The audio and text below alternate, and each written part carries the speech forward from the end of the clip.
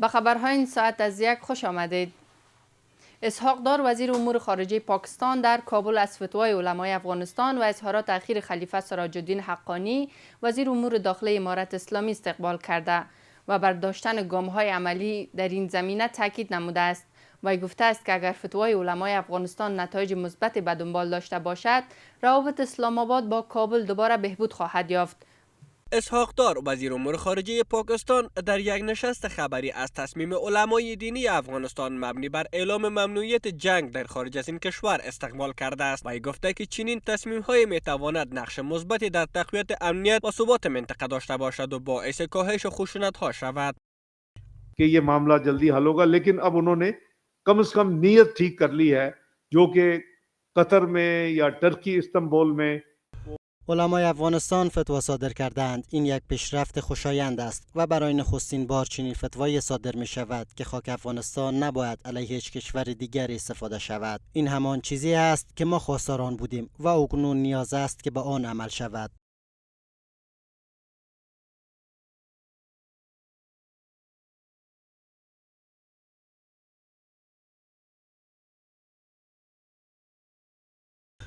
वो सीरियसली अपनी इस चीज को जो उन्होंने दो एक फतवे में और एक अभी साजिद हक्कानी साहब के बयान में आई है, اگر امارت اسلامی به فتوای صادر شده و به اظهارات آقای حقانی عمل کند، ظرف 2 تا 4 هفته ارزیابی خواهد شد و اگر اقدامات مثبت صورت گیرد، من یقین دارم که نخست وزیر ما و رئیس ارتش خرسند خواهد شد. امریکا او جامعه ناتو خبره تم کې نستل الته چې کوم تعهد مو وکړو، کوم توافق مو وکړو په دې باندې چې آینده دپاره به افغانستان د چا دپاره تهدید نه وي. په د خپله ژمنه وعده باندې به موږ کوشش کوو چې د خپله ژمنه وعده موږ په عمل کې راولو. دا وعده هم چې کړې ده د هغه وعدې په نتیجه کې دا شته ستونزې په افغانستان کې چې کوم دي دغه دپاره د خبره دروازې بند نه دي. موږ په دې لګیا یو چې په یو معقوله طریقه باندې دغه بی اعتمادی غلط فهمی چې هر چا سره وي موږ ان شاء الله په معقوله طریقه دا مشکل وسره حل کو، په مشروع طریقه وسره حل کو. وزیر امور خارجه پاکستان تاکید کرده که این گونه موضع گیری و گام‌های عملی اهمیت زیادی در تقویت اعتماد دوجانبه و بهبود روابط میان افغانستان و پاکستان دارد. مسعود پزشکیان رئیس جمهور ایران میگوید روابط کشورش با همه همسایگان و کشورهای منطقه از جمله افغانستان در بخش‌های گوناگون بهبود یافته است. او در گفتگوی با یکی از رسانه‌های ایرانی گفته که با وجود چالش‌های موجود روند گسترش روابط بین‌المللی ایران ادامه دارد و گزارش‌ها درباره ضعف دولت ایران را نیز بی اساس خوانده است. د ایران ولسمشر مسعود پزشکیان وایي د افغانستان په ګډون له ټولو ګاونډیو او د سیمې له هیوادونو سره د ایران اړیکې په بیلابیلو برخو کې ښې شوي دي. نوموړي له یوې ایراني رسنۍ سره په خبرو کې ویلي سره له دې چې یو شمېر ستونزې شته، خو د ایران د نړیوالو اړیکو د پراختیا مسیر په دوامداره توګه پر مخ روان دی او تهران هڅه کوي له خپلو ګاونډیو او د سیمې له هیوادونو سره همکارۍ لا پیاوړې کړي.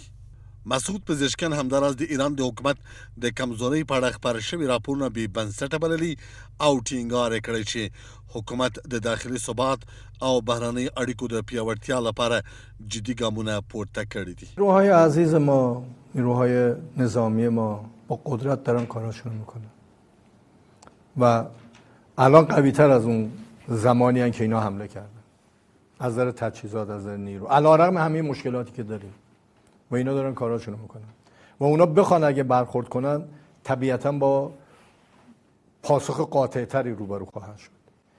اما من باز برمیگردم به این که اگر ما مردممون با هم باشیم، وحدت داشته باشیم، اونا اصلا مایوس میشن از اینکه بیان به کشور ما اینا امیدشون اینه، تو گفتارشون هم گفتن دیگه که باید از داخل یه اتفاقی بیفته تا اینا بتونن بیان مداخله رو شروع کنن. د نوموړي په وینا د ایران بهرنۍ تګلاره پر متقابل درناوي، اقتصادي همکاریو او سیمه ییز ثبات ولاړه ده او دا لړۍ به په راتلونکي کې نوره هم پراخه شي.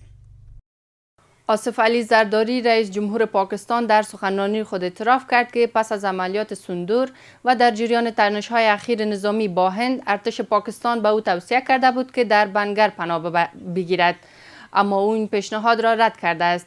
وی گفت که رهبران در بنگرها نمی‌میرند و اگر شهادت مقدر شده باشد در هر جا اتفاق خواهد افتاد.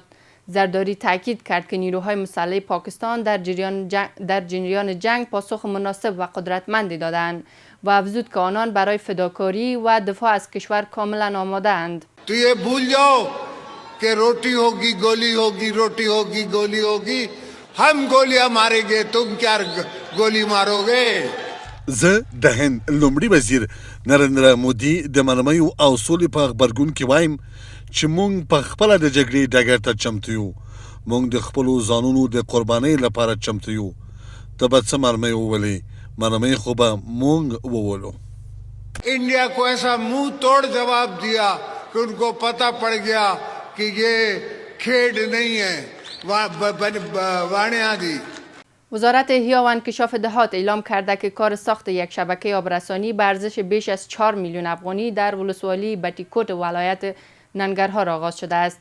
این وزارت افزوده که با تکمیل این پروژه حدود 300 خانواده در این ولسوالی با آب صحی دسترسی خواهند یافت. دفتر مطبوعاتی مقام ولایت کابل گفته است که 1116 جریب زمین در ولسوالی میربچکوت برای ایجاد پارک صنعتی تولید ادویه معیاری به معینیت غذا و ادویه وزارت صحت عامه سپرده شده است.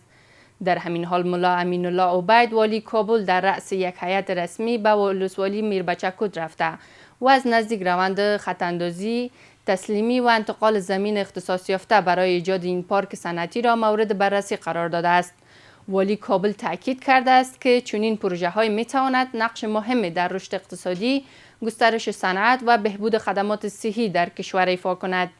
43 مهاجر افغان بدون مدرک قانونی در شهر تنکابون ولایت مازندران ایران بازداشت شدند. رسانه‌های ایرانی به نقل از فرمانده انتظامی تنکابون نوشتند که ماموران پلیس اطلاعات امنیت با انجام بررسی‌های موفق به شناسایی این افراد شده و پس از هماهنگی با مراجع قضایی آنان را از مخفیگاه‌هایشان بازداشت کردند.